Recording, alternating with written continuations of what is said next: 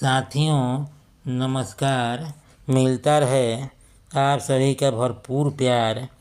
आपकी खिदमत में लेकर हाजिर हूँ एक उम्दा कॉमेडी कंटेंट।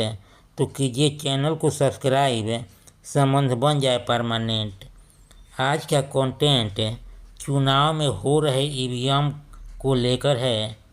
ये हमेशा से संदेह के घेरे में रहते आया है।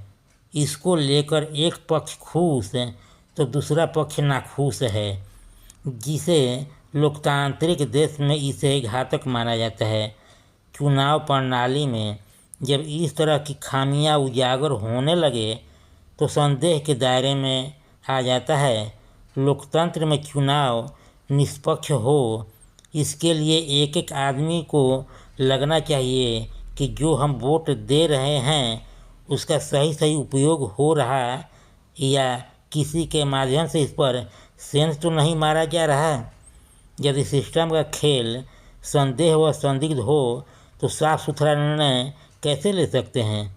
यदि यह आर्टिकल पसंद आए तो चैनल को सब्सक्राइब कीजिए।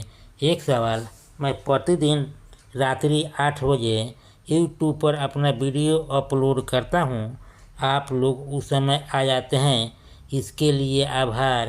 कंटेंट जो देखेंगे सुनेंगे उसका टाइटल है जय हो ईवीएम महाराज। और सब को पसंद है छाँव तो मुट्ठी भर लोगों को पसंद है धूप। एक गीत आया था बहुत पहले जिसका बोल है, ऊपर से खोल है भीतर डाबा डोल है, तू कर ले मुझसे सौदा तेरा मेरा मोल है, मामला ईवीएम का क्यों होता टालम टोल है। ईवीएम के रोल को एक अरसे से इस पर संदेह किया जा रहा है। आखिर कुछ है तो ज़रूर, तभी तो संदेह के घेरे में है। वाकई इसमें कुछ न कुछ झोल है। वाकई जिसके नैनों में सपना हो, सपने में अपना हो, तो उस पर दिल आना स्वाभाविक है।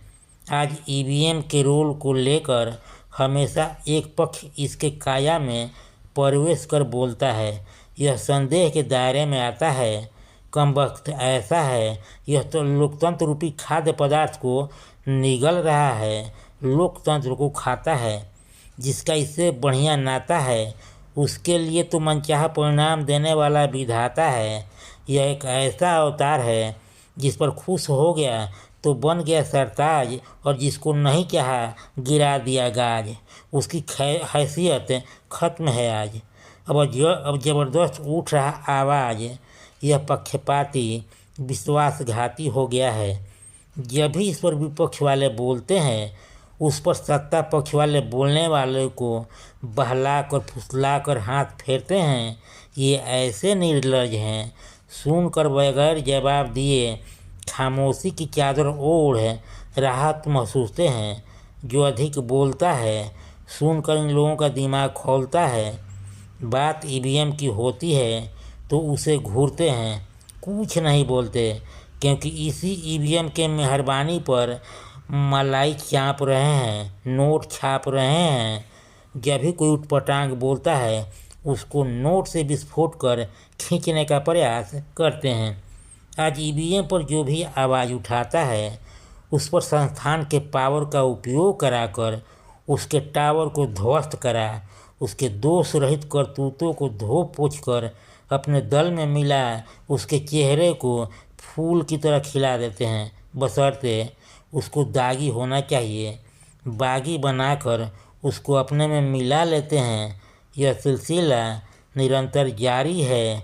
उठा पटक महामारी है, कुछ करना लाचारी है, क्योंकि उस पर घोटाला का बोझ बहुत ही भारी है। ये उसे हल्का करने का प्रयास कर कयास लगाना बंद कर देते हैं। इनको इन्हीं सब कारगुजारियों पर वार करते हैं जिसके बदौलत वे खींचे चले जाते हैं। इसलिए इनके समक्ष कोई ईवीएम का नाम लिया तो ये ऐसे भी रखते हैं जैसे आग पर पांव रख दिया हो। सही भी है, जिससे फ़ायदा मिलता है वाकई उसका दिल उससे हिल मिल जाएगा। उसके लिए उसका दिल धड़केगा, चेहरा फूलों की तरह खिलेगा।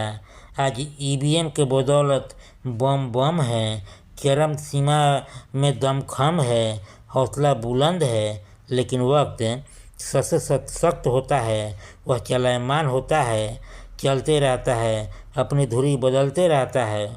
उदाहरण स्वरूप, यदि सिस्टम का खेल संदेह व संदिग्ध हो तो वहाँ साफ सुथरा निर्णय कैसे ले सकते हैं?